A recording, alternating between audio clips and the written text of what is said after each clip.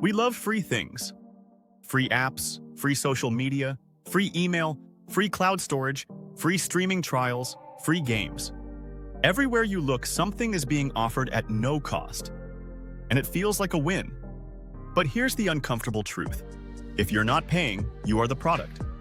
Today, we're breaking down the invisible cost of free services, how massive tech companies actually make money from them, and why free might be far more expensive than you realize. Because nothing in business is ever truly free. Let's start with something simple. Think about how many free platforms you use every single day. You probably wake up and check Instagram, TikTok, YouTube, Gmail, Google Maps, maybe Spotify, maybe Discord, maybe Snapchat. All of these companies cost billions of dollars to operate. Massive servers, huge engineering teams, endless data centers, global infrastructure. Yet they charge you nothing. So how do they survive? The answer is attention, data, and behavioral control. In the modern economy, your attention is one of the most valuable resources on the planet. Every second you spend scrolling is monetized. Every tap, pause, swipe, like, replay, and share builds a data profile about who you are, what you care about, what you desire, what you fear, and what persuades you. Companies like Meta, Google, TikTok, and Amazon aren't just tech platforms. They're behavioral prediction engines. Their real product is you, and their real customer is advertisers. Take Facebook and Instagram. You don't pay to use them, but advertisers pay billions to access your attention. Meta generated over $130 billion in advertising revenue last year. That money comes from brands bidding aggressively to appear in front of your eyes. But it goes deeper than ads. Every action you take trains the algorithm to understand your psychology. It learns what excites you, what makes you anxious, what makes you angry, what keeps you hooked. Over time, it becomes frighteningly accurate at predicting your behavior. That data is worth more than gold. Now let's talk about Google.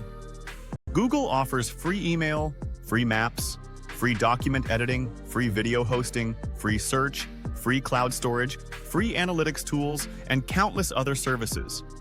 In return, Google learns almost everything about your digital life. Where you go, what you search, who you talk to, what you buy, what you consider buying. This allows Google to sell some of the most powerful advertising targeting in history. If a company wants to reach people who are actively searching for a mortgage, planning a vacation, considering a breakup, or shopping for a new laptop, Google can deliver those eyeballs instantly. Your private thoughts, translated into ad inventory. Then there's TikTok.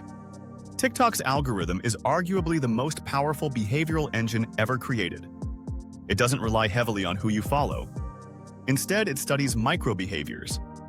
How long you pause, when you rewatch, when you swipe away, even facial expressions if permissions allow. Within minutes, it builds a psychological model of your brain. This is why TikTok feels addictive. It's not random. It's hyper-personalized stimulation engineered to maximize engagement. And the longer you stay, the more data you produce, the more valuable you become. But data isn't the only cost. Let's talk about time. The average person spends over 7 hours per day on screens. That is over 2,500 hours per year. That time could be spent learning, exercising, building relationships, or improving skills. Instead, it's being converted into ad revenue. Free services don't just take your money, they take your time, focus, and mental energy. Now let's move into something more subtle. Free services change how we think, behave, and value things. Take YouTube. When content is free, we treat it as disposable. We scroll endlessly, chasing dopamine hits, rarely committing to deep focus. This conditions our brains to crave stimulation instead of depth. Over time, attention spans shrink, patience declines, and boredom tolerance disappears. This is incredibly profitable. Because addicted users generate more data, more engagement, and more ad impressions. Then there's the hidden emotional cost. Platforms optimize for emotional reactions, not truth. Anger spreads faster than nuance. Fear spreads faster than calm. outrage spreads faster than understanding. Algorithms prioritize whatever keeps you emotionally activated. That's why so much online content feels polarizing, dramatic, and extreme. Free services quietly reshape culture. Now let's talk about free trials and freemium models. Spotify, Netflix, Amazon Prime, Apple Music, YouTube Premium, mobile games, fitness apps, productivity tools. The strategy is always the same. Give enough value for free to hook users. Then slowly introduce friction, limitations, and emotional discomfort.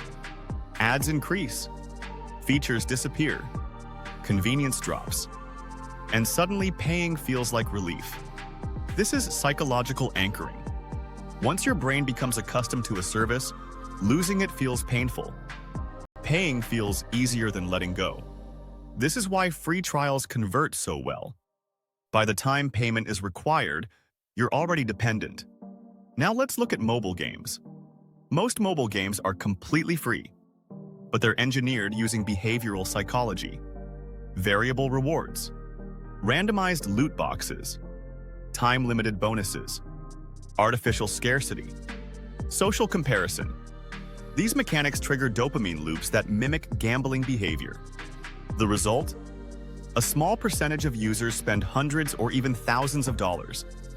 In many cases, vulnerable users like teenagers or people prone to addiction end up funding entire platforms. Free entry, expensive escape. Then there's the data economy. Your data doesn't just sell ads. It trains artificial intelligence. Every photo you upload, every voice command, every search query, every navigation route helps improve machine learning systems. You're not just using free services. You're training the future of automation for free. And the companies building these systems will profit massively from it. Now let's zoom out. Free services have fundamentally reshaped capitalism. In the past, businesses competed by making better products. Now they compete by capturing attention.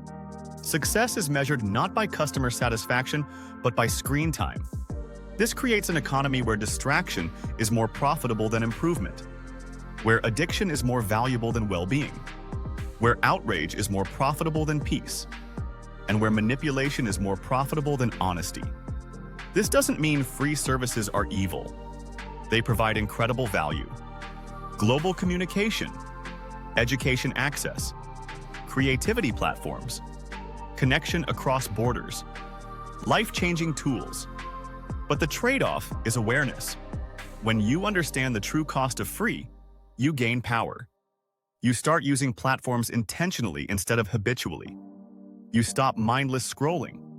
You protect your attention. You become more skeptical of emotional manipulation. You set boundaries with technology. And that alone is worth more than any free service. Because in the digital economy, attention is currency. And where you spend it shapes your future. So the next time something is offered to you for free, ask yourself, if I'm not paying with money, what am I paying with instead? Because the invisible cost of free services might be the most expensive price we never see.